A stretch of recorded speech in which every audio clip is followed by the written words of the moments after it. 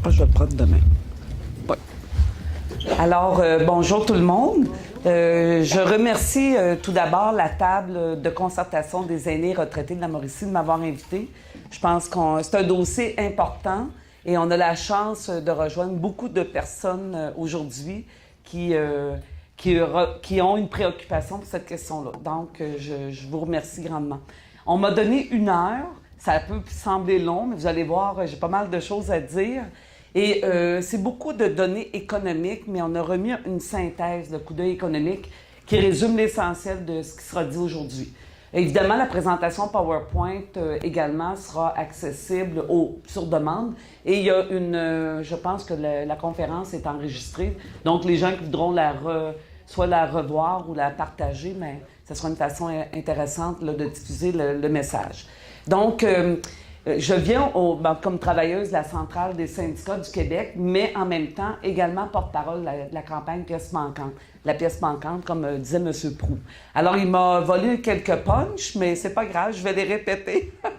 Quelques données de la présentation. Alors voilà, en gros, le plan, ce dont on va parler aujourd'hui, je vais faire une brève mise en contexte. Parce que le dossier de l'assurance médicaments, ça fait longtemps qu'on y travaille, il se passe plein de choses et je vais tenter de vous résumer en gros d'où c'est parti, c'est quoi les enjeux, vous expliquer les grandes lignes du régime actuel au Québec parce qu'on a un régime hybride public-privé qui dans le temps avait des objectifs louables, mais dans les faits, le régime en question rencontre plusieurs ratés. Alors on va regarder c'est quoi ces problèmes. Ensuite, on a quand même fait des avancées au Québec. Mais selon nous, ces avancées-là sont nettement insuffisantes. Je vais tenter de vous expliquer pourquoi. Ensuite, vous démontrer la mobilisation canadienne. Au Québec, oui, il y a une forte mobilisation, mais c'est vrai à la grandeur du Canada et même, je vous dirais, ailleurs dans le monde. Parce que le lobby pharmaceutique, qui est très puissant, nous tient un peu en otage. Ensuite, la position de la CSQ, mais je dois vous dire, c'est également la position des autres centrales. Je vais vous expliquer comment on a développé cette position-là, présenter la nouvelle campagne de la pièce manquante et comment joindre le mouvement. Alors, en gros, peut-être juste vous dire que depuis, je dirais, au moins 5 ans, si ce n'est pas plus, les travaux et les discussions pour la mise en place d'un régime public universel au Canada se multiplient vraiment. Il y a vraiment énormément d'initiatives en faveur d'un régime public et il y a un consensus social très fort en faveur du régime public. On a mis social parce que vous comprendrez qu'il n'y a pas de consensus économique. Les 3 grands lobbies, pharmaceutiques, chaînes de pharmacie et le monde des assurances, ne voient pas nécessairement d'un très bon œil la mise en place d'un régime public parce qu'ils ont beaucoup à perdre. Mais nous, on a beaucoup à gagner. Donc, il y a un consensus social, mais pas économique. Alors, la question, même pour le gouvernement libéral, le gouvernement Trudeau actuellement, la question n'est pas si nous devons mettre en place un régime universel, mais comment on doit le mettre en place. Et comme le disait M. Proulx, il y a un comité consultatif indépendant qui a été mis en place par le gouvernement Trudeau au mois de mars 2018. Et ce comité doit rendre public son rapport final d'ici la fin juin. Il y a déjà eu un rapport préliminaire plus ou moins intéressant, je vais vous en parler, mais on surveille très attentivement. D'ici 1 mois, on devrait avoir une bonne idée de où s'en va le gouvernement. Mais d'emblée, je peux vous dire qu'il y a énormément de lobbies qui aimeraient que le restant du Canada fasse comme le Québec, mette en place un régime hybride, public-privé, mais nous, au Québec, ce qu'on dit, ne faites surtout pas. Il ne faut pas reproduire à grande échelle l'erreur du Québec. Mais je vais y revenir, je vais vous expliquer. Alors, comme M. Proulx le disait... Comment ça marche pas? Je demande un petit peu. OK. De tous les pays développés qui ont un régime d'assurance maladie publique, tous les pays offrent une couverture publique universelle pour les médicaments d'ordonnance, sauf le Canada et en l'occurrence le Québec. Que ce soit l'Australie, l'Italie, la France, le Japon, le Royaume-Uni, tous ces pays-là offrent une couverture publique universelle. Alors pourquoi? C'est vraiment une aberration que le Canada n'ait pas ce régime public-là. Ensuite, l'idée d'un régime public. Dès le début des années 90, la CSQ, conjointement avec la CSN et la FTQ, on a déposé un mémoire qui revendiquait la mise en place d'un régime public. Et il y avait déjà plusieurs études économiques du gouvernement qui démontraient l'avantage. Or, il y a eu quand même des lobbies déjà à l'époque qui se sont opposés. Donc, ils voyaient déjà d'un mauvais œil l'arrivée d'un régime universel. Et à la suite de ces pressions-là, le gouvernement fait un compromis. Et c'est là que l'idée d'un régime hybride est arrivée. Alors, le gouvernement, ce modèle-là est arrivé avec l'adoption de la loi sur l'assurance médicaments en 1996 et la mise en place du régime hybride en 1997. Je vais prendre le tour, là. Un petit peu. Donc, les grandes lignes, ce que la loi dit, au Québec, toute personne doit être couverte en tout temps par une couverture d'assurance. D'abord, aussitôt qu'un employeur offre une couverture, un régime d'assurance collective, il est obligé d'inclure le volet médicaments. Ce n'est pas un choix, c'est une obligation en vertu de la loi. Et quand vous travaillez pour un employeur qui offre des assurances collectives, bien, vous êtes tenu de vous assurer auprès de cette assurance-là et de faire profiter vos proches. C'est les gens qui n'ont pas d'assurance privée qui ont accès à l'assurance publique. Alors, c'est une première aberration parce que par une loi, on nous contraint à faire affaire avec le secteur privé. Donc, c'est comme on est un peu pris en otage dans ce système-là. Alors, les régimes privés doivent offrir minimalement la même couverture que le régime public. Mais souvent, ils vont même les bonifier, ils vont en offrir plus. Mais quand tu offres plus, bien évidemment, les primes augmentent en conséquence. Alors, pour les membres, bien là, je sais que vous n'êtes pas tous assurés avec, mettons, CSQ, mais il existe des régimes complémentaires privés. Souvent, les personnes retraitées ont le régime de base avec l'assurance publique et un régime complémentaire avec de l'assurance privée. Donc, vous êtes un peu comme à mi-chemin entre... Il y en a qui sont qu'au public ou au privé, mais vous profitez du volet public, en tout cas pour les gens assurés avec Assurec. À l'époque, l'idée n'était pas mauvaise parce qu'il y avait 1,5 million de personnes au Québec qui n'avaient pas d'assurance. Donc, des gens qui n'avaient pas accès à la thérapie médicamenteuse et qui pouvaient voir leur état de santé se détériorer. Donc, ça a été un gain social à ce niveau-là. Mais la loi disait aussi qu'on mettait en place le régime pour contrôler les prix, assurer l'équité, donc un accès équitable, et assurer la pérennité de nos régimes d'assurance. Mais malheureusement, des faits démontrent qu'on n'a pas réussi à respecter ces objectifs-là. Au Québec, donc, aujourd'hui, là, ce qu'on peut vous dire, c'est que nous avons les coûts parmi les plus élevés au monde, au Québec. Ensuite, on n'est pas du tout capable de contrôler les coûts. Et je vais vous expliquer pourquoi. Et il y a des problèmes d'accès grandissants. Il y a de plus en plus de gens qui ont de la difficulté à payer leur thérapie, l'accès aux médicaments, et des grands problèmes d'équité. Alors, le premier tableau, là, il est en petit, mais il est dans votre coup d'œil économique. Ce que ça montre, ce tableau-ci, c'est les dépenses totales en médicaments par habitant. Donc, pour tous les pays de l'OCDE, 2014. Là, vous allez me dire, ouais, mais on est en 2019, mais les tendances se maintiennent, OK? Et ce qu'on peut voir, c'est que le Québec est le deuxième pays, deuxième endroit au monde, à votre gauche, juste après les États-Unis, où les prix où les dépenses en médicaments sont les plus élevées. On dépense en moyenne 1012 par année, par personne, mais ça en 2014. Mais vous allez voir, toute proportion gardée, les pays de l'OCDE, à peu près au centre, donc la moyenne des pays développés, payaient 709 $ par année. Donc, c'est 35 % plus élevé que la moyenne des pays de l'OCDE. Donc, si on prend un autre exemple, là, c'est petit encore, mais vous l'avez dans votre coup d'œil économique. C'est une autre façon de comprendre à quel point on paye trop cher. On prend le ratio moyen des prix pour des médicaments brevetés. Ça, c'est les médicaments d'origine, les médicaments novateurs. Si on prenait pour exemple qu'on paye 1 $ au Canada, OK, pour un médicament, bien, la moyenne des pays de l'OCDE, pour le même médicament, paye 81 sous. Donc, on paye plus cher que tous les pays développés. Les deux seuls pays qui payent plus cher que nous sont les États-Unis et la Suisse. Donc, c'est quand même très préoccupant. Et il y a même des pays, par exemple, comme la Turquie, à l'extrême droite, eux payent 34 sous le médicament qu'on paye 1 $. Donc, on peut se poser la question pourquoi il y a autant de différences. Ensuite, vous avez dans le tableau suivant, là, on a pris pour les médicaments d'origine. On n'est pas d'origine, mais les médicaments génériques. Les copies, là, qui sont exactement les mêmes molécules, qui ont la même valeur thérapeutique, on se classe un peu mieux, mais pas tellement mieux. Donc, on est les 6e. Il y a seulement 6 pays sur 25 qui payent plus cher leurs médicaments, qui payent plus cher leurs médicaments génériques. Par exemple, si on paye 1 $ un médicament générique au Canada, l'ensemble des pays développés payent 67 sous. Fait que, bon, vous voyez. Donc, en somme, en gros, là, les dépenses en médicaments prescrits par habitant au Canada sont 1 012 $, donc 35 % de plus élevé que la moyenne des pays de l'OCDE. On paye nos médicaments d'origine 20 % plus cher et les autres pays payent leurs médicaments génériques 9 % moins cher. Et là, comme le disait M. Proulx, les Québécois, en plus, payent 30 % plus cher que l'ensemble des provinces canadiennes.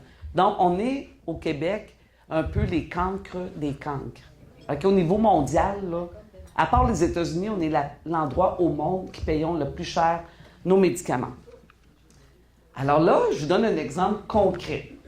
Prenons l'exemple du médicament Lipitor qui sert à traiter le cholestérol. Il y a à peu près 10 % de la population canadienne qui prennent ce médicament-là ou une classe de médicaments similaires. Et là, ce qu'on voit ici, pour 500 comprimés de 20 mg, la Nouvelle-Zélande, qui a un régime public universel, et même ils ont une société d'État qui produit certains génériques, payait 28 $ pour les 500 comprimés. Au Québec, on payait 204 $. C'est 628 % plus cher. C'est le même médicament, là. Puis là, ça, c'est un blockbuster. Là. C'est un médicament vraiment prescrit très largement. Imaginez, il y a 13 000 médicaments sur le marché au Canada. Puis si on paye toujours dans cette proportion-là, ça n'a aucun bon sens. Alors, donc, en gros, pour vous comprendre aussi la place du médicament dans nos dépenses de système de santé, au Canada, en 1985, on dépensait un peu plus de 2,5 milliards en médicaments. Et en 2017, on frôlait les 34 milliards. Au Québec, 2018, c'est les données les plus récentes dont on dispose, on frôle les 9 milliards par année en médicaments prescrits. Ça, c'est incluant le volet public et privé. C'est pas un détail là, dans nos finances publiques. Alors, vous allez voir, quand on a des gouvernements qui disent vouloir lutter contre le gaspillage de fonds publics, là, ils pourraient s'occuper de ça. Il y a bien d'autres choses. Ils s'attendent souvent à des choses moins coûteuses pour nos finances. Nous, le message actuellement, c'est faites vos devoirs, comme chef d'État, comme État en principe, au service de la population. Alors, on a des coûts difficilement contrôlables aussi parce que le marché actuellement, je dis vraiment marché parce qu'on prend le médicament comme un bien de consommation comme un autre, et ça n'est pas un. L'Organisation mondiale de la santé dit que l'accès aux médicaments fait partie du droit à la santé. Donc, on ne devrait pas le soumettre aux règles du marché. Pas du tout. Parce que c'est nos vies qui sont en jeu, qui en dépendent. Alors, pourquoi on ne contrôle pas? C'est qu'au Canada, il y a plus de 70 programmes d'assurance médicaments publics. Il y a 113 000 régimes privés. Ça, c'est autant de gestionnaires de portefeuille qui doivent faire du rendement, souvent sur les volumes de vente. Parce que souvent, ils sont payés au pourcentage des primes des ventes faites.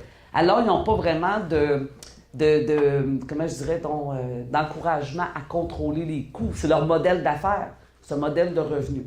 On a 130 fournisseurs d'assurance maladie au Canada.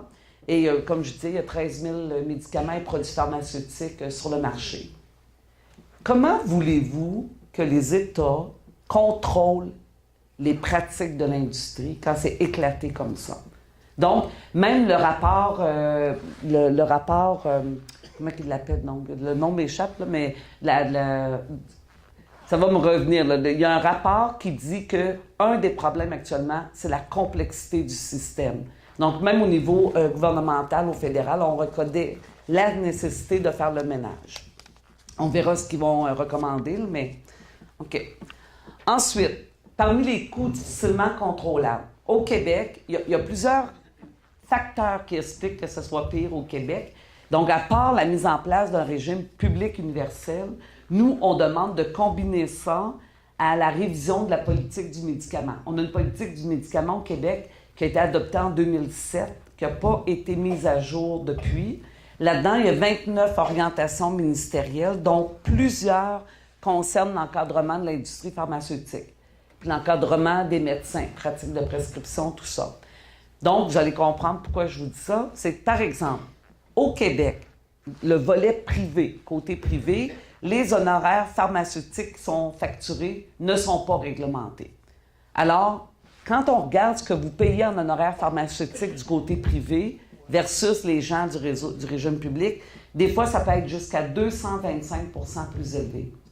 Il y a eu des enquêtes de Protégez-vous. Est-ce qu'il y en a qui ont vu l'émission de la facture début du mois de mars? C'est justement une dame qui faisait, pour un médicament pour son fils, qu'elle a visité, je crois, 5 pharmaciens pour tenter de comprendre pourquoi les honoraires pharmaceutiques étaient si différents. Parce que souvent, je vais y revenir, mais on demande aux gens de magasiner pour trouver la pharmacie chargeant le moins d'honoraires pharmaceutiques. C'est un non-sens, je vais y revenir un peu plus tard. Le volet privé, les régimes d'assurance privée, en termes de frais administratifs, de marge bénéficiaire, de profit, quand on compare au public, le public, ça coûte à peu près 1,8 % de frais administratifs. Au privé, on atteint parfois jusqu'à 16 % de frais administratifs. Donc, l'efficacité dans la gestion est moins longue. Ensuite, au public, il y a des analyses pharmaco-économiques. Ça, c'est des experts, à partir de données scientifiques probantes, vont regarder la valeur thérapeutique d'un médicament. Est-ce que ce médicament-là, compte tenu de ce qu'il apporte, vaut vraiment ce qu'on doit payer? Et là, ils déterminent ainsi si un médicament doit être ajouté ou non à la liste de la RAMQ, la Régie de l'assurance maladie du Québec. Du côté privé, il y a beaucoup moins d'analyses pharmaco-économiques. Les représentants pharmaceutiques font leur présentation de vente, puis bon. Donc, là, je ne parle pas de nos régimes d'assurance. On a quand même, nous, une bonne gestion en tout cas notamment à la CSQ, mais certainement dans les autres centrales, il y a une gestion très serrée des régimes d'assurance regardés par les centrales syndicales. Mais dans les autres régimes privés, c'est ça. Il y a peut-être moins de contrôle à ce niveau-là. Donc, la rémunération des assureurs basée sur un pourcentage de dépenses, ça, je vous l'ai dit, ça incite pas à contrôler les coûts. Ensuite, dans le secteur privé, il y a moins de régimes qui utilisent les génériques, donc les copies quand elles deviennent disponibles. Bon, ça tend à se corriger un peu parce que là, les coûts explosent tellement que les gestionnaires commencent à se faire dire, là, faites quelque chose pour contrôler les coûts. Et tranquillement, il y a de plus en plus de régimes privés qui imposent l'usage de génériques. C'est-à-dire qu'ils vont rembourser la portion générique. Vous pouvez utiliser le novateur, le médicament d'origine, mais souvent, vous allez être tenu de payer la différence. Donc, c'est toutes sortes de stratégies pour essayer de contrôler la hausse des coûts. Ensuite, les régimes privés, vous payez des taxes sur vos primes, pas au public. Donc, quand je vous parlais d'équité, là, pourquoi on paye des taxes au privé? Fait que vous voyez, il y a comme des inéquités de système qui se mettent en place.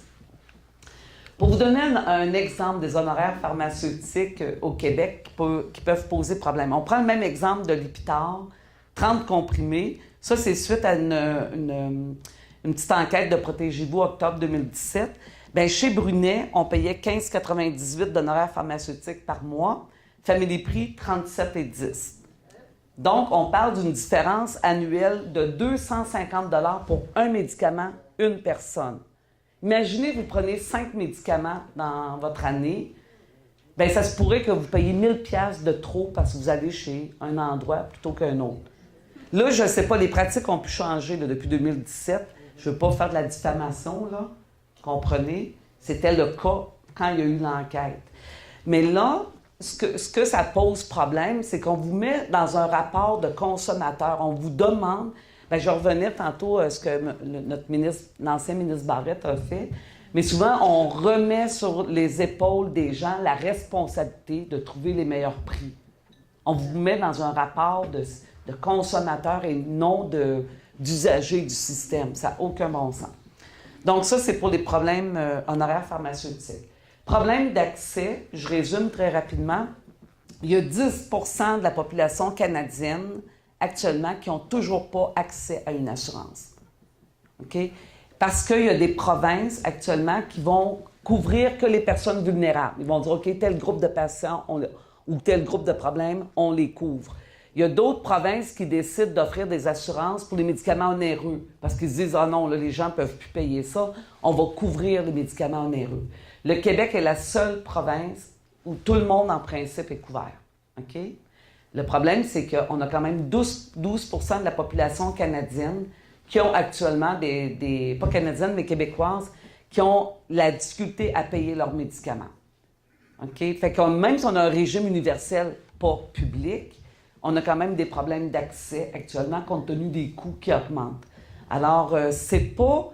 Tu sais, au départ, on voulait offrir une meilleure couverture. Oui, théoriquement, on le fait, mais dans les faits, on est en train de reculer parce que les gens ont de plus en plus de difficultés d'accès. Et quand on ne prend pas notre thérapie, nos médicaments correctement, qu'est-ce qui arrive? Il y a une détérioration de l'état de santé, des complications, ou des fois un rétablissement moins rapide, et là, on retourne dans le système, et finalement, ça se traduit en coût de santé. Fait que c'est pas des réelles économies. Quand le gouvernement, en assurant l'accès, on assure une meilleure gestion de nos systèmes de santé. Donc, les coûts estimés de la sous-utilisation des médicaments, bien, selon les études, là, vous allez me dire, oui, c'est très variable, mais on parle de jusqu'à 9 milliards par année de coûts de soins de santé liés au fait que les gens ne prennent pas leurs médicaments. Alors, ici, on a un autre tableau, je vais passer rapidement, mais ça montre les problèmes d'accès. Encore là, le Québec, à part les États-Unis, le Canada et la Suisse, le Québec est le quatrième endroit au monde où les problèmes d'accès sont les plus élevés. Donc, on a... Là, c'est des données 2016. Tantôt, c'était... Des fois, il y a des différences parce que c'est les années qui changent, mais en 2016, on parlait de 8,8 % des gens qui n'ont pas rempli au moins une ordonnance. Des fois, c'est des gens qui ont des problèmes d'accès. Dans ce cas-ci, c'est vraiment n'ont pas rempli une ordonnance. Des problèmes d'équité. Là, comme vous voyez, je vous décris le problème. Après, on va vous parler des solutions, là, quand même. Mais l'inéquité du régime hybride québécois, bien, j'en parle depuis tantôt, là, les différences entre le public et le privé. Mais au public, quand vous payez vos primes, elles sont déterminées selon votre revenu familial disponible. Donc, c'est l'approche fiscale. Donc, on fait vos rapports d'impôt, on détermine dans quelle braquette vous êtes, puis ça détermine la prime à payer à l'assurance publique. Et il y a un seuil où des gens ne payent pas. Par exemple, sur l'aide sociale, où certaines personnes qui reçoivent le supplément de revenu garanti au fédéral sont exemptées de payer des primes dans le volet public. Donc, en principe, ça respecte la capacité de payer. OK?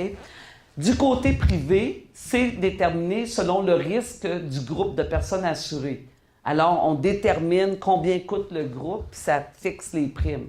Là, le problème, c'est que si vous êtes dans un petit groupe où il y a beaucoup de problèmes de santé, bien là, vous allez payer cher. OK? Puis c'est ce qui arrive actuellement. Et en plus, c'est qu'il y a certains petits groupes où il y a du temps plein, il y a du temps partiel, il y a des précaires. Bien, les précaires payent le même prix que le temps plein, là. Fait qu'on ne parle pas d'équité du tout ici. Alors, ce qu'on observe actuellement, et peut-être moins à la CSQ, mais je sais que la FTQ nous ont dit ça, il y a des gens actuellement qui doivent démissionner parce qu'ils ne sont plus capables de payer leurs primes d'assurance. Parce que toute proportion gardée là, par rapport aux revenus gagnés, ça vient chercher un pourcentage tellement élevé de leurs revenus que là, ils sont obligés, des fois, ils vont chercher un emploi sans couverture, sans régime d'assurance collective pour avoir droit à l'assurance publique. Là, c'est rendu une stratégie d'emploi liée au coût des assurances. Ça n'a comme pas de bon sens. Il y a même des groupes d'employés actuellement qui mettent un terme à leur assurance collective. Donc, parce que c'est ça, tu ne peux pas dire « je fais juste enlever le volet médicaments ». C'est tout ou rien. Fait que quand tu enlèves le volet médicaments, bien, tu enlèves ton assurance invalidité, tu enlèves ton assurance vie, tu enlèves tout.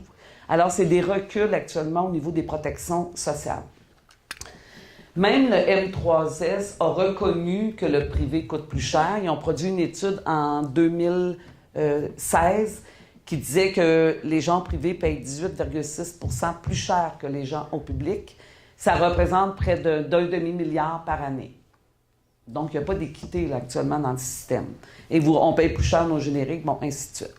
Là, je vais aller rapidement. Les 2 prochains tableaux, vous l'avez dans votre coup d'œil économique. Quand on parle de payer une prime, dans la prime qu'on paye, il y a plusieurs éléments. OK? Là, on a pris les principaux, mais puis là, c'est pas par ordre d'importance, mais bon, au niveau privé, des fois, il y a les taxes, il y a les frais, les profits, honoraires du pharmacien, la marge du grossiste et le prix du médicament. Fait que si on compare, là, ça résume un peu ce que je viens de dire. Vous l'avez dans votre coup d'œil. Alors, au public, pas de taxe. Au privé, bien, on a une taxe de 3,48 sur les primes, plus une TVQ de 9 sur les primes. Donc, il y a 2 taxes du côté privé. Les frais profits, bien là, on l'a dit tantôt, 1,5 pour la RAMQ. Ça doit être une autre donnée 2018. Parce que je parlais de 1,8 tantôt, mais c'est ça, des fois, selon les années, ça évolue. Du côté privé, jusqu'à 15 de frais et de profits. Honoraire du pharmacien, bien, normalement, du côté public, c'est à peu près 9 par prescription, renouvellement d'ordonnance. Côté privé, je vous l'ai dit, c'est jusqu'à 225 plus élevé. Là, j'ai envie de faire une parenthèse, mais je ne sais pas si je vais la faire, mais juste vous dire qu'actuellement, on surveille beaucoup la façon de rémunérer nos professionnels de la santé. Les pharmaciens, actuellement, font de plus en plus d'actes qui étaient réservés avant aux médecins. Okay? Des renouvellements d'ordonnances, ajustements d'ordonnances, bon, tout ça, là. Quand ça se faisait en cabinet, c'était sans frais pour vous, parce que le médecin est payé par la RAMQ, nos impôts. Le problème, à partir du moment où on dit aux pharmaciens, oui, tu peux renouveler, oui, tu peux ajuster, oui, ils ont 8 nouveaux actes pharmaceutiques. Maintenant, quand ils les posent, les honoraires pharmaceutiques sont refilés aux assurances. Si tu es au public, ça reste couvert par le public. Si tu as une assurance privée, bien, c'est vous qui payez via vos primes. C'est de la privatisation. Puis on surveille parce qu'il y a une tendance à refiler à beaucoup d'intervenants en dehors des hôpitaux, autres que médecins. Et je peux vous dire que la loi canadienne sur la santé, pour être un service assuré, couvert par les régimes publics, normalement, il faut que ce soit des gestes posés par les médecins. Donc, plus il y a de gestes posés, puis ça, c'est la loi qui est faite comme ça. Donc, on surveille attentivement. Quand je vous dis que c'est pas simple, là, c'est que c'est un problème avec plusieurs facettes. Fait qu'il faut qu'on surveille attentivement les tendances. Alors, on a chiffré les impacts sur les assurances collectives. Ça, c'est tiré des actes du colloque que la FTQ a fait, je pense, au mois de novembre dernier. On a extrait les données des actes du colloque. Alors, au cours des 20 dernières années, la hausse des primes d'assurance collective était en moyenne de 5 à 8 par année, bien au-dessus là, du taux d'inflation. Donc, depuis 20 ans, c'est quand même... Ça représentait de 2 à 5 de la masse salariale dans les années 90. Aujourd'hui, on parle de entre 6 et 12 Donc, ça a doublé en 20 ans la proportion de la masse salariale qui va pour les assurances. Et là, le problème, c'est que plus le volet assurance prend une part importante des budgets, moins il en reste pour les hausses de salaire puis toutes les autres conditions de travail. Donc, c'est problématique. Et là, ce qu'on voit apparaître de plus en plus, j'en parlais un peu tantôt, c'est que là, on essaie de trouver toutes sortes de trucs pour contrôler les coûts, notamment réduire la couverture d'assurance. OK? Comme là, au lieu de rembourser, je ne sais pas, des lunettes, là, je dis n'importe quoi, là, aux 12 mois, bien, ils vont rembourser aux 24 mois. Donc, il y a des seuils d'exemption. Ils vont dire, bon, OK, vos franchises, vos co-assurances, vous allez les payer jusqu'à un plafond de 1 000 de médicaments par année. Là, ils ont tendance à augmenter le plafond. Ils vont dire jusqu'à 1 200, jusqu'à 1 300. Fait que tu payes des primes, des co-assurances jusque-là, et après, tu n'en as plus à payer. Fait qu'il y a toutes sortes de stratégies qui donnent l'impression qu'on contrôle bien le coût de nos primes. Oui, peut-être, mais vous avez de moins en moins de couverture. Fait que d'un bord, les coûts montent pareil, puis la couverture rétrécit. Donc, comme je le disais, c'est ultimement l'ensemble de nos protections sociales qui sont menacées. Puis d'autant plus que plus le gouvernement investit dans les médicaments pour lesquels on ne contrôle pas les prix, moins il en reste pour des soins à domicile, des soins d'un CHSLD, l'offre de services publics directs à la population. Bien, on n'arrête pas de nous dire on augmente les budgets de la santé, on augmente les budgets de la santé. Oui, mais savez-vous où ça va? ça ne va pas dans l'offre de service, là. Ça va de plus en plus dans la rémunération des médecins, dans le coût des médicaments, dans la technologie médicale. Alors, nous, on surveille l'enveloppe globale, mais comment ensuite elle est partagée. Puis on rappelle, on essaie de rappeler à l'ordre le gouvernement en disant, écoutez, là, on comprend qu'est-ce qui se passe, puis les lobbies privés qui siphonnent les fonds publics, puis qui mettent en péril l'ensemble de nos services, à un moment donné, ça va faire. On essaie d'avoir un discours cohérent, puis on demande au gouvernement également de l'avoir. Alors, à la centrale, mais également dans les autres organisations, on réclame la mise en place d'un régime public universel depuis 2010. Et dans le fond, on a donné notre appui à la première campagne qu'il y a eu au Québec, menée par l'Union des consommateurs. Ça, c'est un groupe de citoyens, c'est un groupe provincial qui a lancé la première campagne pour un régime public universel. Aujourd'hui, il y a 465 organisations du Québec et experts de la santé, dont l'ancien ministre de la Santé, Rochon, qui demande maintenant la mise en place d'un régime public. Et je sais que l'Union des consommateurs se donne comme objectif en 2019 d'atteindre 500 appuis. Parce que les autres déposent périodiquement la liste des appuis. Alors, première invitation à l'action ce matin. Si vous êtes membre d'un groupe, d'une organisation, d'une table, peu importe, vous êtes sur un CA, et que vous n'avez pas encore donné votre appui comme organisation, bien, on a le lien, je le donne un petit peu plus loin, où vous pouvez aller pour télécharger le manifeste d'appui, la lettre d'appui. Puis, la Centrale des syndicats du Québec a appuyé, son association de retraités provinciale aussi. Vous irez voir, il y a à peu près tout le monde est là. Alors, on se dit, bien, le gouvernement, il n'écoute pas tellement en tout cas, c'est la population du Québec. Alors, on a, à la centrale aussi, participé activement à la campagne Le remède aux coupures. Je ne sais pas si ça vous dit quelque chose. Je suis toujours gênée de demander aux gens parce qu'on a l'impression que nous, on travaille tellement fort que c'est connu, mais c'est la campagne qui a été lancée par la coalition Solidarité Santé. C'est une coalition sur laquelle la centrale, la CSQ, siège. Je suis sur le comité d'assurance médicaments. Et en 2015, on a lancé une campagne de lettres citoyennes. On invitait les gens à écrire à leurs députés pour qu'ils fassent pression sur le gouvernement. On avait une cible de 10 000 lettres. On l'a pas vraiment... on a eu 8 648 lettres, je pense. Et ce qu'on faisait, c'est qu'on montrait pour les 125 circonscriptions du Québec combien de lettres les députés recevaient. Et je peux vous dire qu'à l'époque, on a dérangé parce que la coalition s'est fait interdire l'accès au huis clos budgétaire cette année-là. Normalement, on débarque toujours, puis on regarde les annonces du budget provincial. Puis cette année, on s'est fait dire, vous n'entrez pas. Fait que ça prouve qu'on dérange. Bon, à part déranger, il faut faire plus, là, mais... Alors, évidemment, il y a plusieurs lettres ouvertes, des manifestes, puis chaque fois que les centrales produisent des mémoires, des avis économiques, soit qu'il y a un projet de loi qui parle du budget, ou il y a la mise à jour économique au mois de novembre, les consultations pré-budgétaires en janvier, février, pour ensuite l'annonce du budget, à chaque fois, là, on martèle contrôle du coût des médicaments. Fait qu'ils ne peuvent pas dire qu'ils ne sont pas au courant, là. Alors, est-ce que ça donne quelque chose? Des fois, on a l'impression, bon sang, Alors oui, on a eu quelques gains, mais c'est pas suffisant. Je vous parlais tantôt qu'on fallait continuer. Le Québec a joint les rangs de l'Alliance pan-canadienne pharmaceutique en 2015.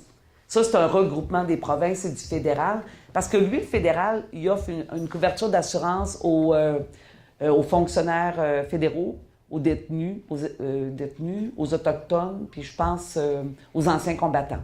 Donc, il y a à gérer des volets d'assurance aussi. Alors, cette alliance-là, c'est l'ensemble du fédéral et des provinces qui font un rapport de force face à l'industrie du générique pour faire baisser les prix. Et effectivement, ça marche. Mais souvent, c'est que pour les génériques et pour les régimes publics.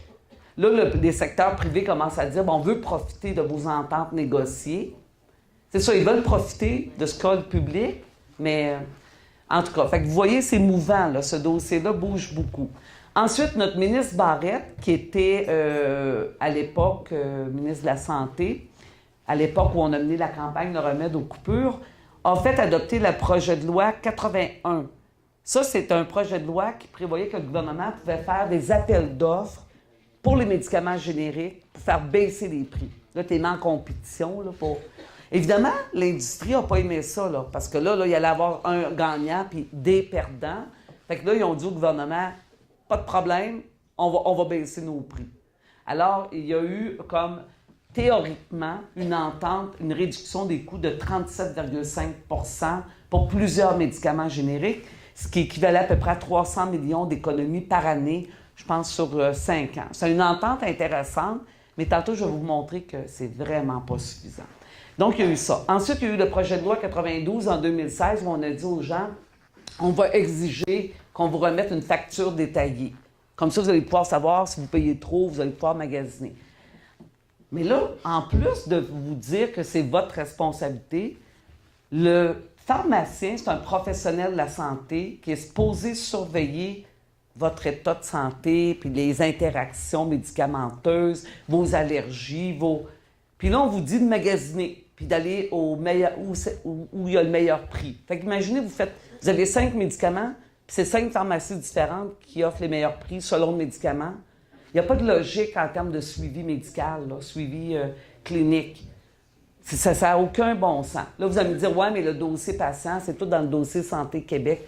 Mais c'est pas pareil comme le rapport thérapeutique avec son pharmacien qui prend le temps de vous expliquer les choses. Imaginez si vous devez courir 4-5 places. Fait que pour nous, c'est pas satisfaisant. Puis on a dit, on n'en veut pas de facture. Oui, une facture détaillée, mais pas pour vous demander de faire en sorte de faire baisser les prix. C'est au gouvernement à faire ça. Ensuite, il y a eu des ententes négociées, confidentielles, comme je vous disais. Ah oui, parce que le projet de loi, ces appels d'offres, le ministre Barrette faisait ça, lui. Il prévoyait une loi pour contraindre les gens. Mais son but, c'était de ne pas l'utiliser. C'était de faire peur pour ensuite aller s'entendre. Alors, il a fait ça avec les médecins, pas la rémunération des médecins, mais en tout cas, la prise en charge des patients. Là. Ça serait une autre présentation, parce que je pourrais vous en parler longtemps. Mais il a fait ça aussi avec des appels d'offres. Dans le fond, il n'a pas eu recours aux appels d'offres, il a fait des ententes confidentielles. Mais c'était loin d'être suffisant. Alors, un autre beau tableau. Ça, c'est tiré d'une émission de Radio-Canada à partir d'une enquête qui a été faite auprès de la RAMQ, qui a été réalisée en 2015. Alors, on a fait un tableau pour résumer un peu ce qu'on a compris de cette enquête-là. Il y avait plusieurs médicaments, on en a retenu 3, dont l'amlodipine, le troisième, là, qui est un anti-hypertenseur, je pense, quelque chose comme ça. Alors là, comment ça fonctionne? Là, on va prendre Jean Coutu, mais ça pourrait être n'importe qui. Jean Coutu a sa compagnie qui fabrique des génériques. Alors lui, il achetait de son fabricant le médicament, l'amlodipine, 9 $. Il le revendait au gouvernement pour le volet public, 179 $. Une marge bénéficiaire de 1889 % de profit. OK? Alors là, si on applique les ententes confidentielles qui réduisent de 37,5 % les prix, parce que quand on annonce ça, ça a l'air d'une bonne annonce. On dit « Wow, le gouvernement vient de sauver 300 millions par année. Il a fait sa job. » Bien, ça dépend. Si on l'applique à l'amlodipine, le médicament, au lieu d'être vendu 179, il serait vendu 111,88, ce qui laisse une marge de profit d'encore 1143 % Jean Coutu. Il y a beaucoup de monde qui profite du système actuellement. OK? Donc, c'est problématique. Il faut continuer de dire que, bon, bravo, là, t'as une bonne tape dans le dos au gouvernement, mais c'est pas assez. Alors, on continue. Au niveau des économies qu'on pourrait faire, alors il y a plusieurs études qui ont été faites, dont celle de Marc-André Gagnon, qui est une sommité au niveau des politiques publiques de gestion et des politiques pharmaceutiques. Lui, en 2014, déjà, là on parle il y a 5 ans, imaginez, toute proportion gardée, on aurait probablement des chiffres encore plus importants. Bon, il estimait à jusqu'à 3,5 milliards d'économies par année pour le Québec. On coupe pratiquement la poire en deux. Donc, on a quasiment 50 % d'économies qu'on peut faire. Fait que ça montre le potentiel. Alors, là, on a pris une autre étude plus prudente, celle du Bureau du directeur parlementaire du budget, 2017. Puis eux autres sont très, très prudents, là, je vous le dis, mais ils estiment à près de 1 milliard par année d'économies pour le Canada. Bref, toutes les études faites démontrent qu'il y a des économies à faire. Il y en a toujours. Et celle de Marc-André Gagnon là, a fait le tableau pour le Canada, pour chacune des provinces, et il a pris tous les facteurs qui influencent les coûts d'un système d'assurance. Par exemple, si on met un régime universel en place, il y aura plus de consommation de médicaments parce que tous ceux, le 12 % qui n'ont pas accès actuellement, vont faire du rattrapage. Donc, ça va faire hausser les coûts du système. Il en a tenu compte. OK? Ensuite, il a tenu compte du fait qu'on se met ensemble pour négocier, pour obtenir des meilleurs prix. Donc, dans ces 12 facteurs à peu près, dans certains cas, les coûts du système augmentent, puis d'autres choses font baisser les coûts. Mais globalement, ça fait baisser les coûts. Donc, toutes les études démontrent les économies potentielles. La mobilisation canadienne prend de l'ampleur. Alors là, j'ai résumé très rapidement, il y en a bien plus, là, mais entre autres, il y a 300 universitaires qui ont appuyé la déclaration Pharmacare 2020. Pourquoi 2020? C'est parce que ça fait des années qu'ils revendiquent, puis il y avait comme objectif de faire mettre en place un régime public universel en 2020. Ça, c'est l'année prochaine. Ça fait longtemps, là. Puis là, probablement, dans le texte, ils disaient, bien, on a des chances d'y arriver. En tout cas, il ne faut pas baisser les bras, mais c'est clair. Puis là, c'est tous des chercheurs, puis des scientifiques, puis des gens, quand même des sommités dans la gestion des systèmes de santé. Ensuite, 2017, celle-là, je pense qu'elle a démarré en septembre 2017, ça va faire 2 ans, la nouvelle campagne du Congrès du travail du Canada, donc qui est un gros syndicat pan-canadien qui compte plus de 3,3 millions de membres. Eux autres revendiquent aussi le régime public. Ensuite, il y a 80 organisations nationales, provinciales, territoriales, dont la CSQ, qui avons signé le manifeste de la Coalition canadienne de la santé pour un régime public. Fait que vous voyez, là, c'est quand même très organisé, la lutte. Là, Et dans les appuis qui se multiplient, bien là, j'en ai mis quelques-unes, mais juste pour vous montrer. Médecins canadiens pour le régime public. La Fédération canadienne des municipalités. Pourquoi vous pensez? Parce que ce sont des employeurs. Les primes explosent, puis il faut qu'ils gèrent mieux. Puis là, bien, pour gérer mieux, bien, là, ils remettent en question les volets privés. Donc, ces gens-là veulent un régime public. Et il y a même la Fédération des chambres de commerce de la Colombie-Britannique. C'est le patronat, là. C'est le privé. Bien, ils veulent un régime public. Et ils ont ajouté dans leur résolution, on ne veut pas du modèle québécois. Donc, il y a des joueurs privés qui comprennent qu'on se fait avoir. OK? À la Coalition Solidarité Santé, j'ai même amené des copies de la lettre qu'on a envoyée à toutes les chambres de commerce du Québec. Une en 2017, puis une autre en 2018. Je ne sais pas si vous avez suivi l'actualité. Récemment, la Fédération des chambres de commerce du Québec a défendu le régime hybride. OK? Quand vous allez voir les membres du CA, du Conseil d'administration de la Fédération des chambres de commerce, c'est le secteur des banques, assurances. Ils sont un peu en conflit d'intérêts dans ce dossier-là. Alors, est-ce que ça représente vraiment ce que la petite moyenne entreprise du Québec vit comme réalité? Alors, on en doute, mais nous, on a mis quand même des enjeux économiques dans l'esprit des PME au Québec en disant, bien, socialement, on a intérêt à contrôler les coûts parce que tantôt, la caisse va exploser. Et je vais y arriver avec des médicaments novateurs là, qui nous donnent du fil à retordre. Le gouvernement fédéral se lance dans la mêlée, justement parlant de l'arrivée de médicaments spécialisés très onéreux pour lutter contre des maladies importantes quand même, mais ça fait de plus en plus de pression sur nos finances publiques. Juste vous donner une idée, le régime d'assurance de la CSQ, OK?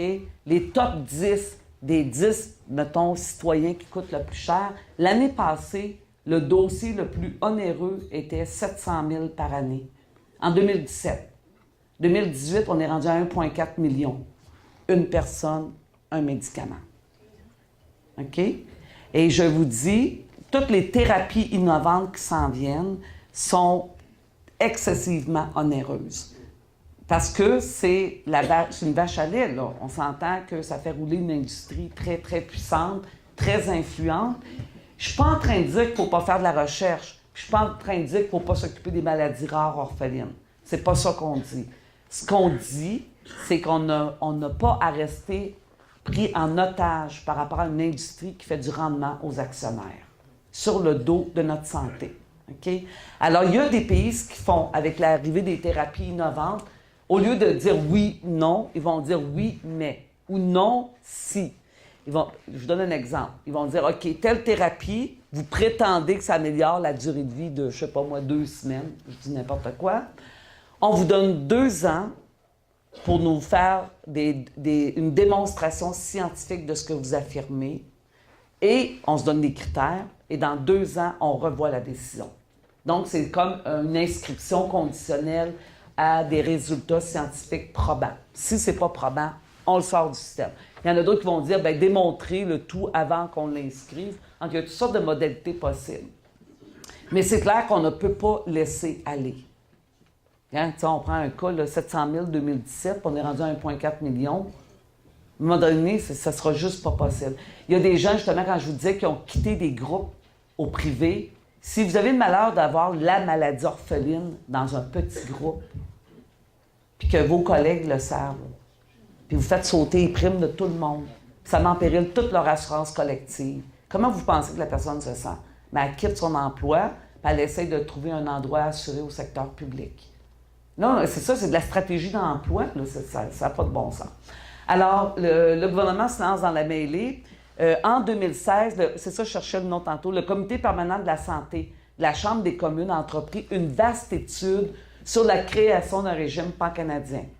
OK, ils ont vraiment évalué comment on pourrait s'y prendre et ils ont déposé en avril 2018 un rapport nettement favorable pour le régime public avec 18 recommandations très précises, dont... c'est mon autre acétate, là, je vais y aller puis je vais revenir ensuite. Donc, 18 recommandations. Là, j'ai pris 2 qui m'apparaissaient importantes. Modifier la loi canadienne sur la santé pour inclure dans la définition des services assurés le médicament. Si on fait ça, ça veut dire que les provinces canadiennes, dont le Québec, pour avoir les transferts fédéraux en santé, devront mettre en place un régime public universel.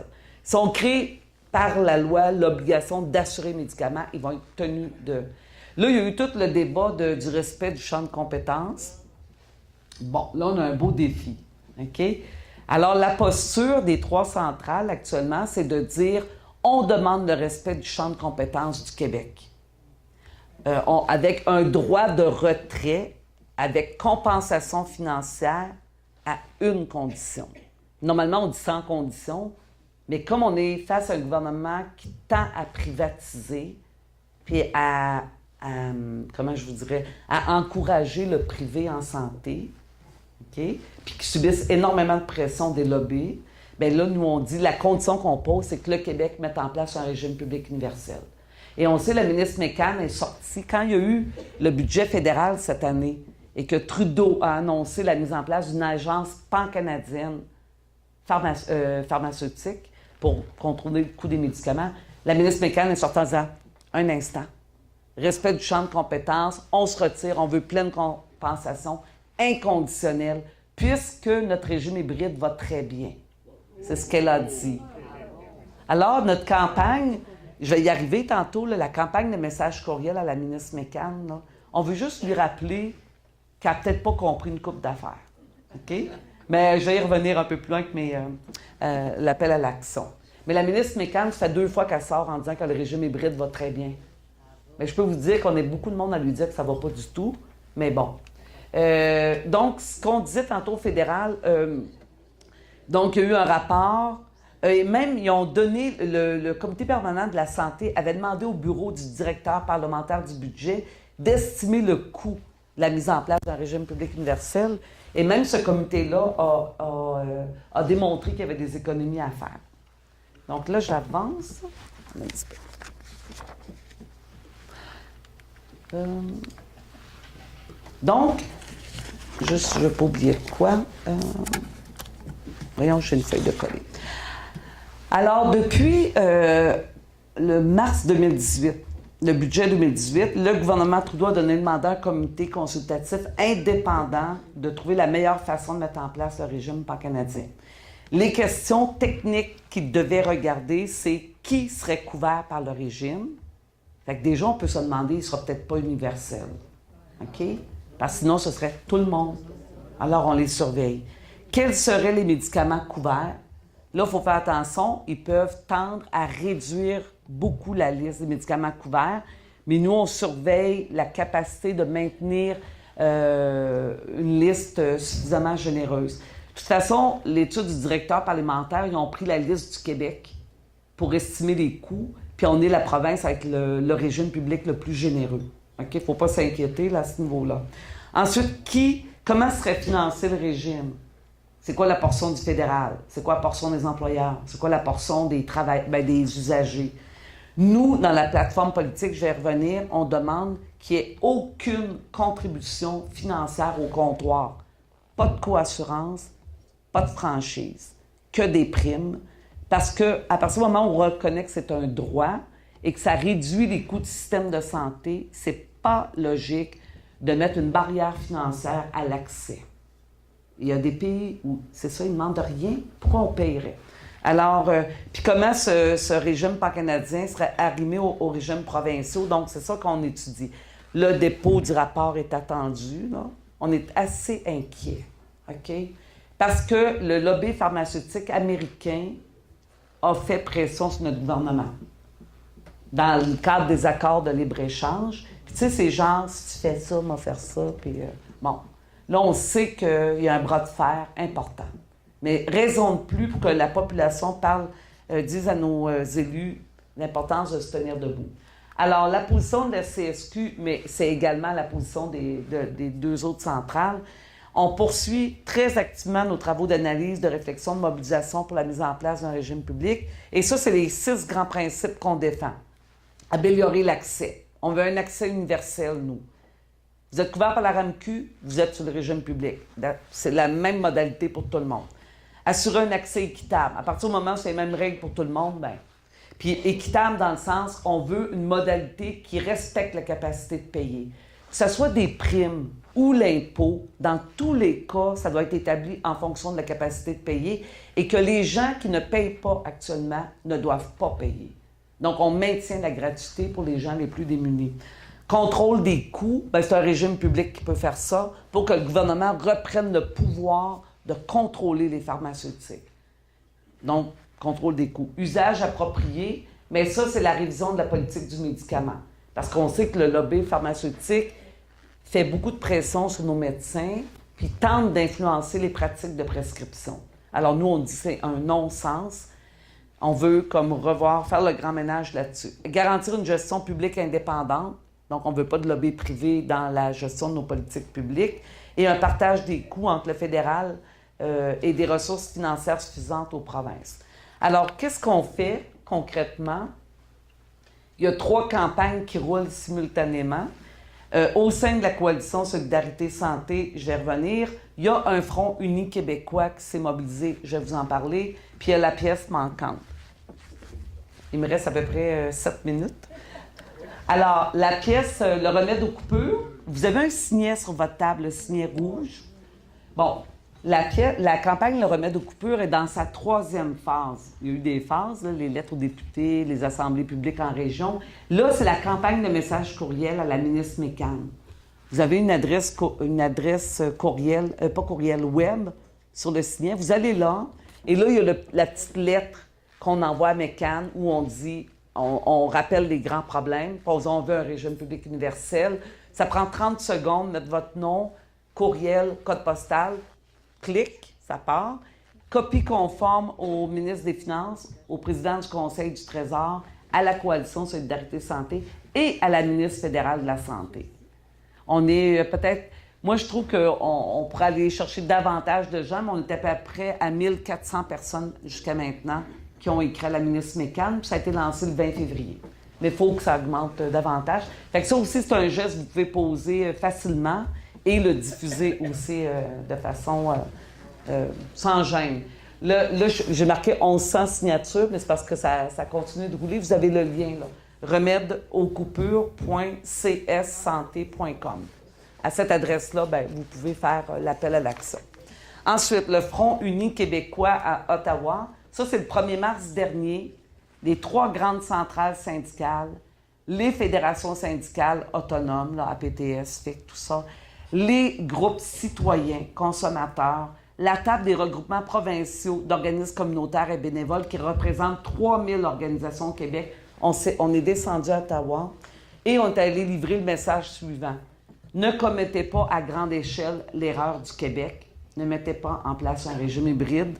Méfiez-vous des puissants lobbies qui vous empêchent d'assumer vos responsabilités comme chef d'État. Puis ensuite, on veut un régime public universel au plus vite.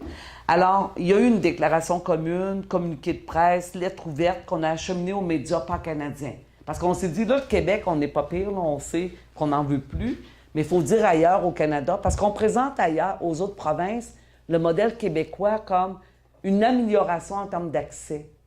Parce que ça crée l'obligation d'être assuré, mais au privé.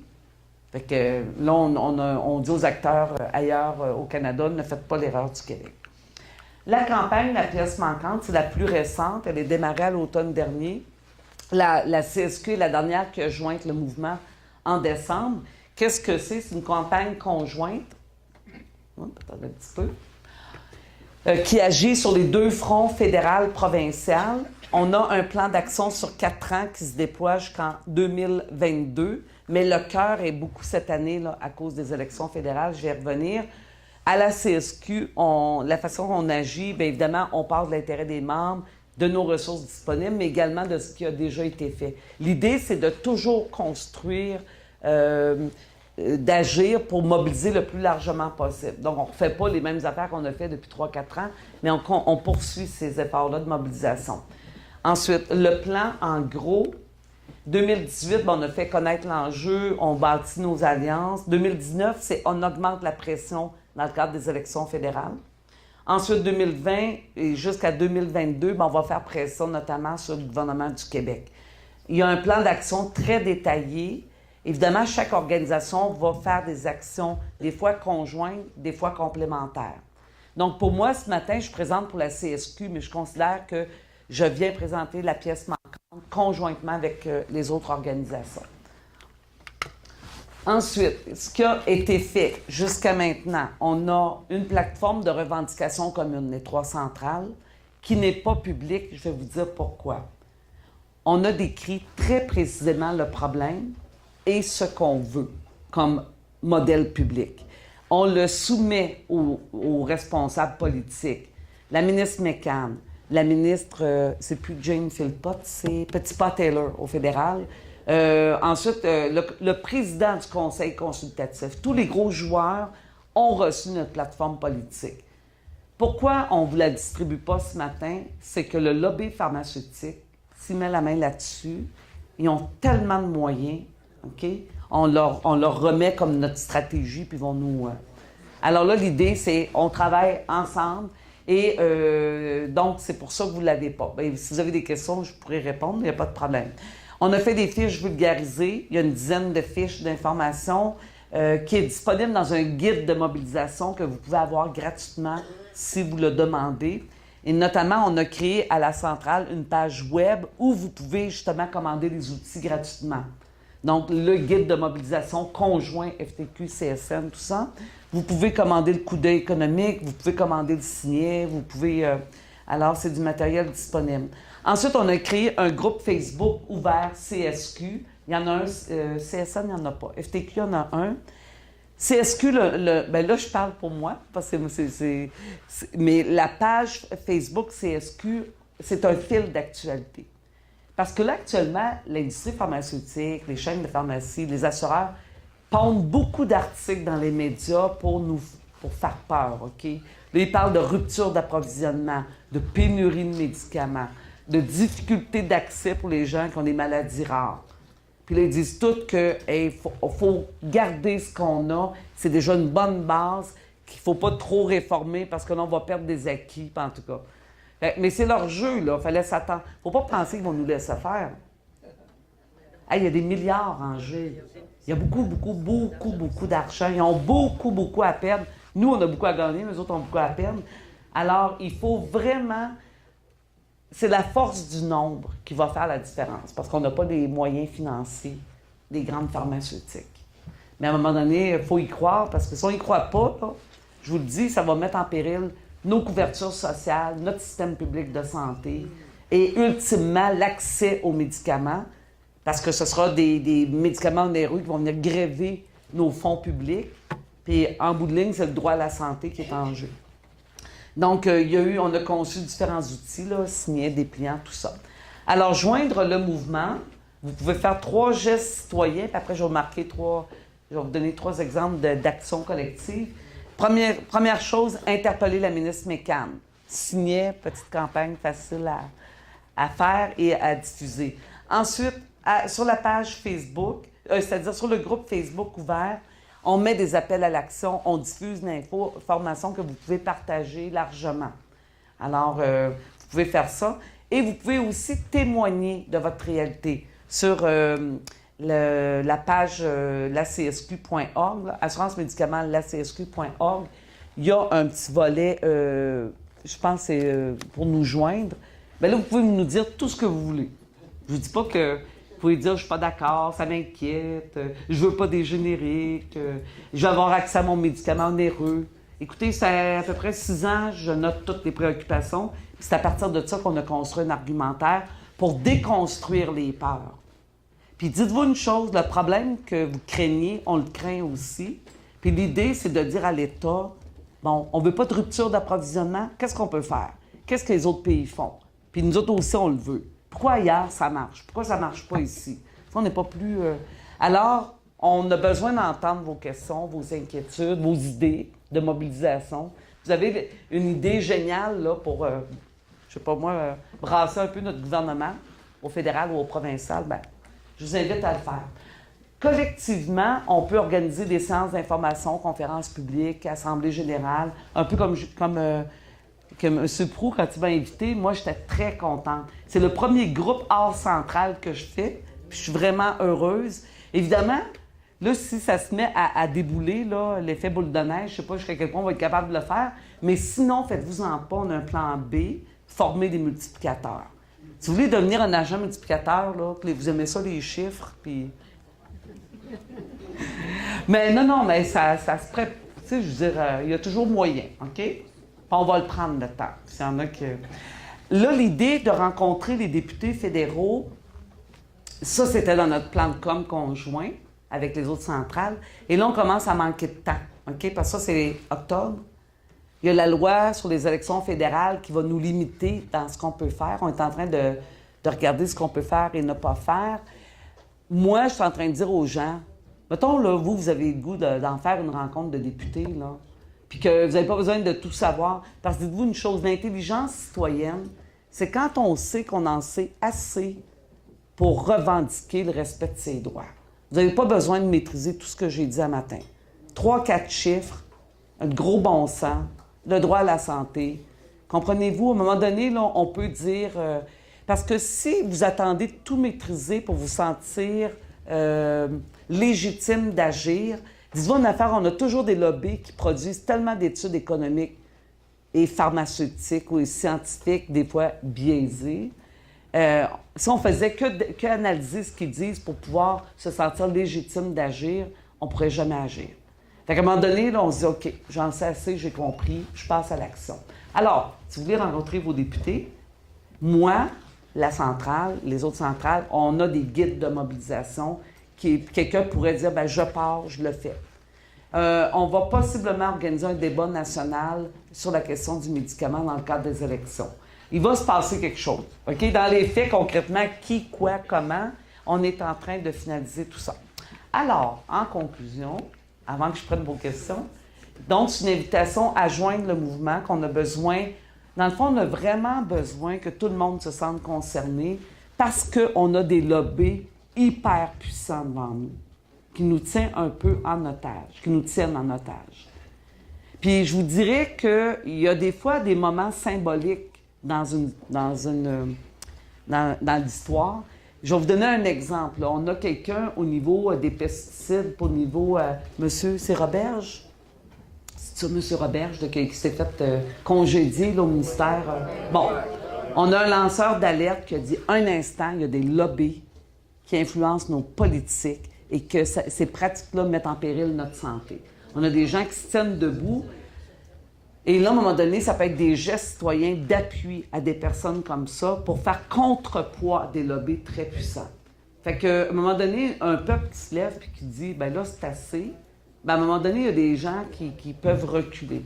Est-ce que vous allez me dire c'est une lutte facile, que c'est quelque chose qu'on va régler en 2-3 mois? Non. Puis je ne veux pas être pessimiste, mais on va faire des gains, puis ils vont développer de nouvelles stratégies. OK? Alors, le sens qu'il faut donner à tout ça, ben moi, le sens que je me donne, parce que je ne pourrais pas vous dire ça si je ne le croyais pas, là, c'est que, pour moi, c'est un dossier qui mobilise, parce qu'il y a un droit fondamental en jeu, le droit à la santé. Puis on a un modèle public de santé qu'on défend, qui est mis en péril par des lobbies privés qui siphonnent nos fonds. Alors, à partir de ce moment-là, si c'est une lutte de longue date, bien, c'est une lutte qui nous permet de se réapproprier notre pouvoir collectif. Puis à un moment donné, ça, là, le jour où tu arrêtes de te battre pour tes droits, bien, tu en perds. Fait que c'est aussi simple que ça. Fait qu'il faut juste le faire avec un certain plaisir, puis des convictions, puis s'entourer de gens qui mènent ces luttes-là avec le goût de se faire respecter, puis de... Fait que moi, c'est le sens de la lutte, même si c'est difficile puis elle est longue. Fait que voilà.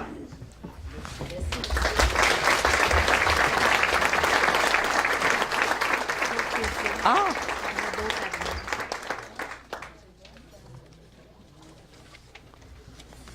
Oh! Il y en a beaucoup! Bon, j'espère que je vais pouvoir comprendre l'écriture. Ça devrait aller. Et puis, ça se peut que je ne puisse pas répondre à tout, hein? Sérieusement, là. Je suis bonne, là, mais... mais je continue d'apprendre, moi, dans ce dossier-là. OK.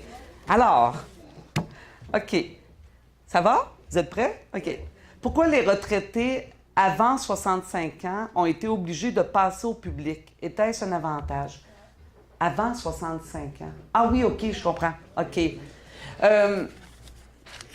C'est qu'il y a eu un jugement, je sais que notamment l'AREC, je pense, qui ont eu un jugement, je ne sais pas si c'est de la Cour d'appel, de la Cour supérieure, où on a considéré qu'une association de retraités n'était pas un employeur. Et la loi, ce qu'elle dit, c'est que c'est un employeur est tenu, quand il offre un régime d'assurance collective, d'offrir le volet médicaments. Et là, parce que les gens assurés à l'AREC se posaient la question, est-ce qu'on a le choix? Est-ce qu'on peut rester au privé comme association de retraités ou aller au public selon ce qui est avantageux pour nous? Et ce que la Cour a dit, c'est que ce n'est pas un choix. Il y a une loi qui détermine qui doit aller au privé, puis sinon, qui va au public. Et comme une association de retraités n'est pas un employeur, ils ont dit, bien, comme personne, bien là, vous dites, bien, retraité, c'est retraité, bien, sans emploi, on va dire, bien, vous êtes tenu d'aller au public pour la couverture de base. Mais ce qu'ils ont dit, par contre, vous pouvez vous donner une assurance complémentaire. Est-ce que c'était un avantage? Oui, ça a été un avantage. Ce qu'on m'a dit, les gens de l'AREC, c'est que se sont rendus compte que les primes payées au volet public étaient moins élevées qu'au volet privé pour la couverture de base, quand ils ont fait des comparaisons. Et surtout, il y a des gens qui profitent de la gratuité au volet public, ce qui n'aurait pas été le cas avec un volet entièrement privé. Donc, les plus démunis des associations de retraités qui avaient un statut précaire quand ils étaient en emploi, bien, eux ont profité encore davantage du volet public. Je ne sais pas la personne qui a posé cette question-là, si ça répond. Là, moi, je peux vous donner l'exemple de l'AREC. Bien, puis c'est sûr que là, vous pouvez vous poser la question, mais pourquoi je paye des primes au public et en plus l'assurance complémentaire? Est-ce qu'il y a vraiment un avantage d'avoir une assurance complémentaire? Bien là, c'est les gestionnaires de votre volet privé qui doivent vous faire la démonstration que pour la couverture additionnelle que vous avez, les primes payées en valent le coup. Mais vous savez, il n'y a pas juste, dans l'assurance complémentaire, il n'y a pas juste les médicaments, il y a tous les autres services, prothèses, je ne sais pas trop, là. Il y a d'autres soins, accès à d'autres professionnels. T'sais, on ne peut pas juste dire, ah, ma prime, c'est mon coût des médicaments. Il y a bien d'autres choses, OK? Alors, ça va.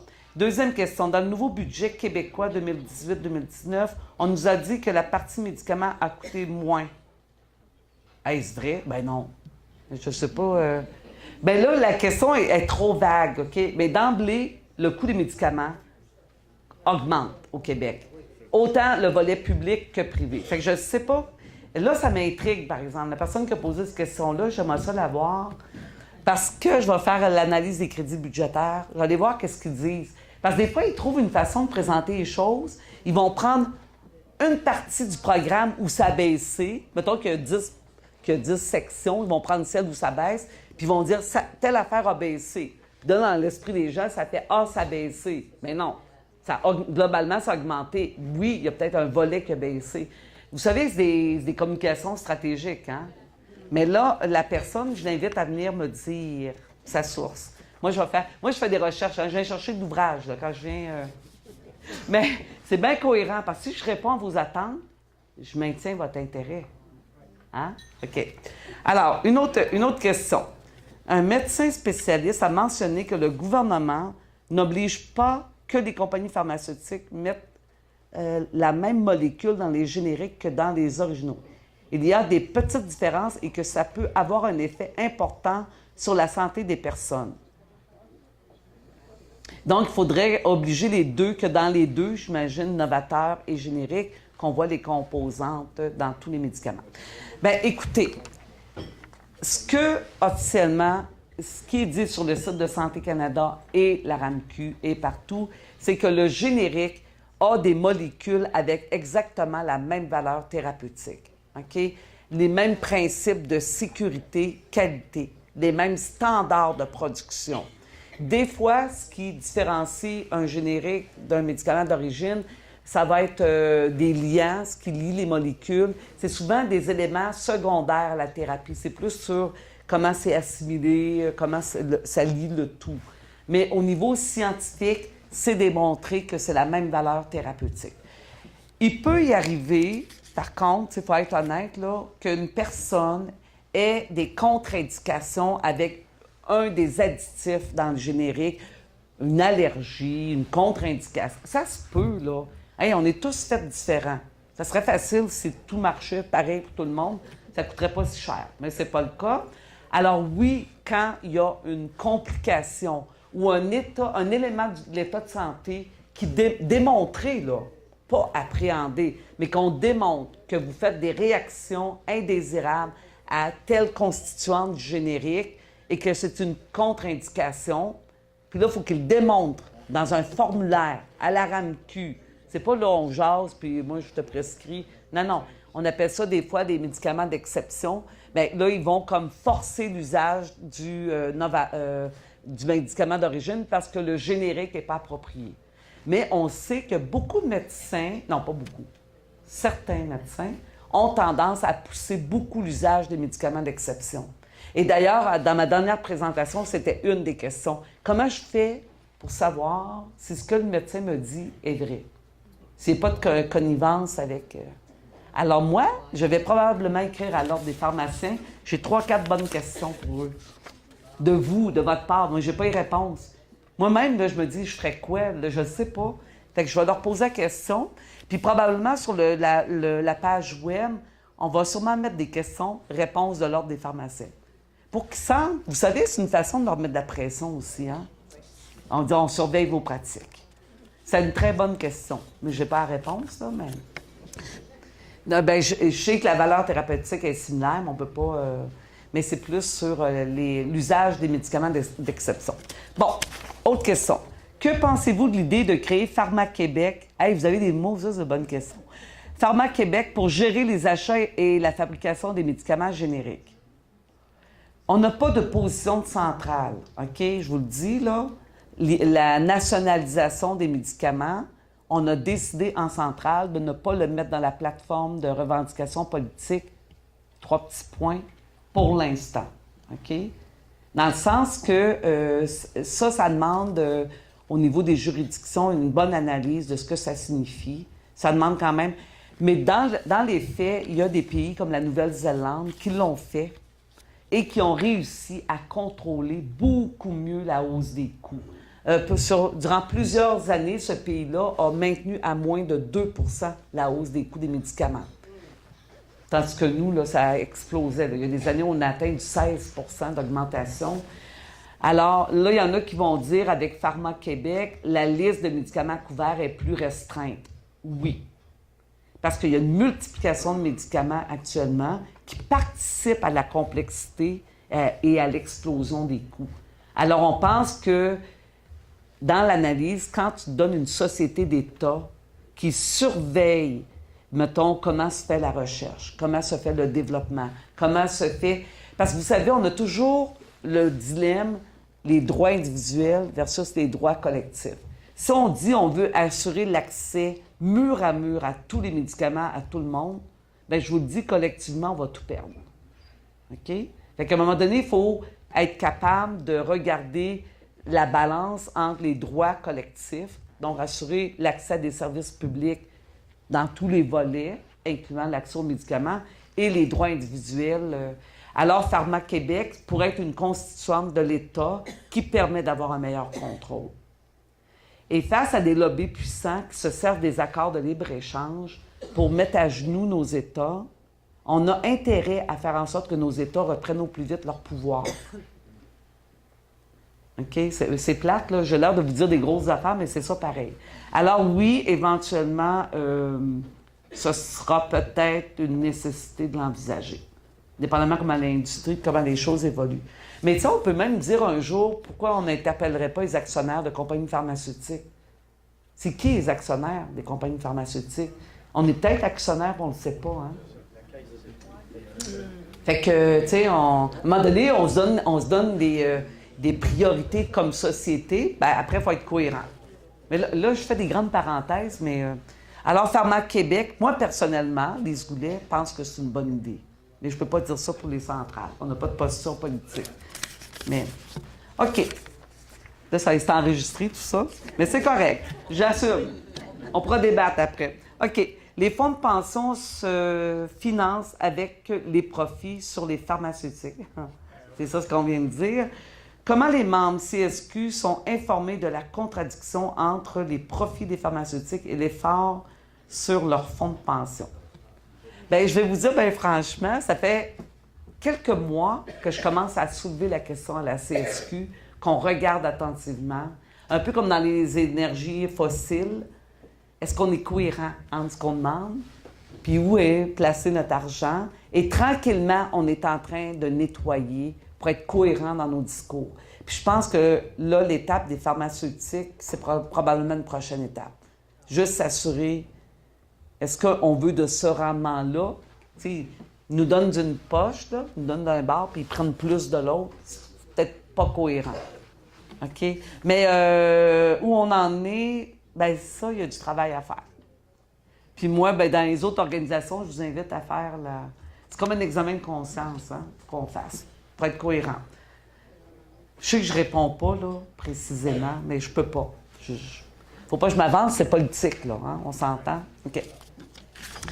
Est-ce normal qu'un médicament contre le SP... Je pensais que c'est syndrome prémenstruel. Non, ça... Mais peut-être pas ici, là. Coûte 36 pour 2 injections, merci. Bien là, écoutez, là, je peux pas me prononcer. Ça, c'est très précis, là. Je sais pas si c'est normal. Mais je peux vous dire qu'il y en a 36 000. Pas 36, 36 000. Oui. Pour 2 injections. Bien là, je peux vous dire que d'emblée, c'est très cher. Ben là, je voyais 36 $, je me disais, ben là, c'est pas si pire, j'ai vu bien pire. Mais là, 36 000, ben c'est quand je vous disais, ça, c'est un bel exemple de thérapie innovante, extra coûteuse, qui font sauter la caisse. Puis là, ils vont souvent dire, ouais, mais la recherche et le développement, c'est long, il y a ci, il y a ça, ta. Ouais, mais à un moment donné, là, c'est comme, faut regarder les pratiques de recherche, les fonds de recherche, puis... Est-ce qu'on est plus dans le rendement que dans l'investissement en recherche et développement? Tu sais, les pharmaceutiques au Québec, à un moment donné, on avait mis en place une règle des 15 ans. Ça disait que même s'il y avait un générique sur le marché, le Québec avait décidé de rembourser la valeur du médicament d'origine minimalement pour 15 ans pour soutenir l'industrie qui allait faire de la recherche et développement au Québec. Il s'était engagé à investir dans les emplois, Puis avec du recul, on s'est rendu compte qu'ils n'ont jamais fait ce qu'ils avaient dit. Fait qu'on a payé des années de temps trop cher pour rien.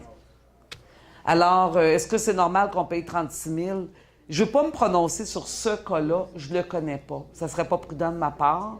Puis là, je vais avoir des groupes de patients éventuellement qui vont dire « Hey, vous comprenez, là? » Il y a des gens, là, que leur vie est en jeu. Je ne peux pas dire Non, non, trop cher, on coupe là. » Puis, non, non.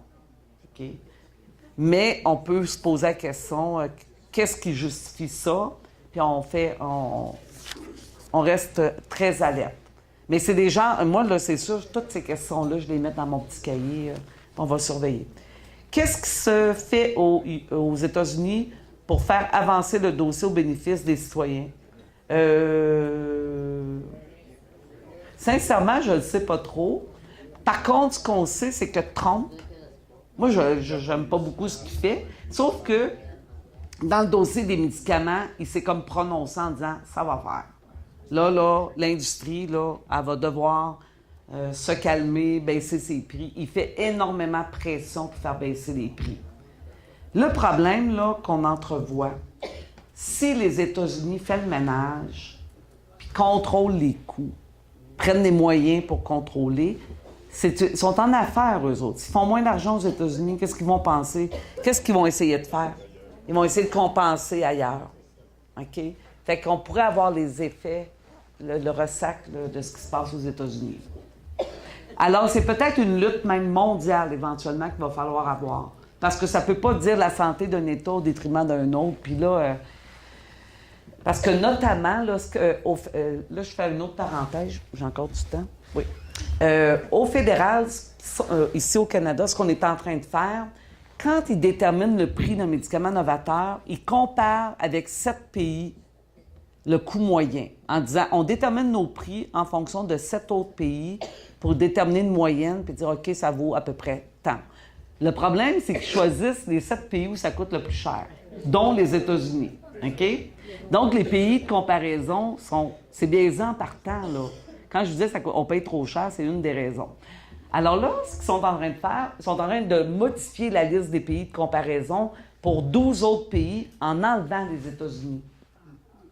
C'est pour ça que le lobby pharmaceutique américain n'est pas content.